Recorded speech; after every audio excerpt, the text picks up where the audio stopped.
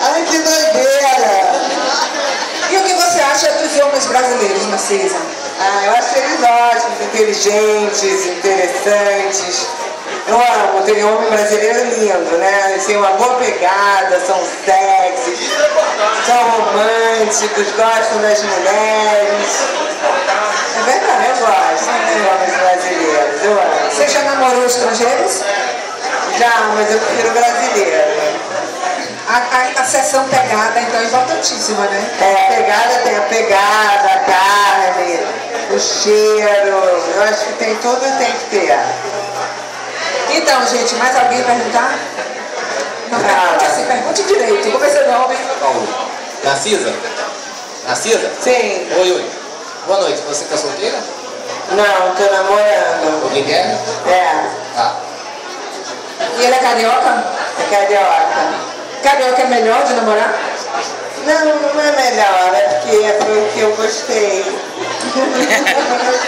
Namorou baiano? Já tive um baiano.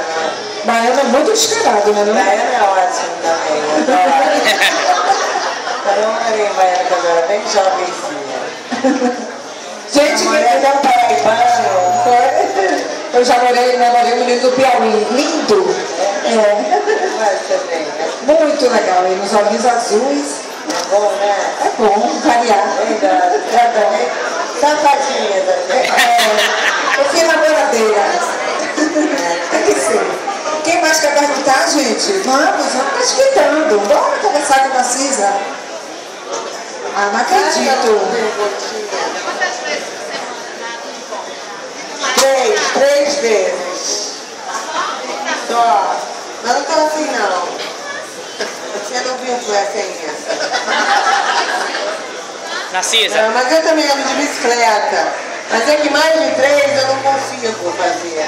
Mas 3 é o mínimo. Às vezes nem isso.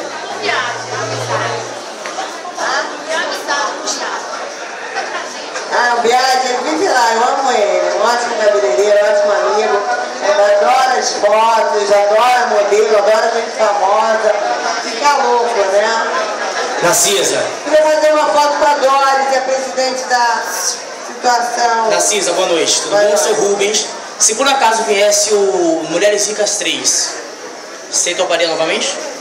Ah, depende, eu teria que fazer. Eu teria que pensar.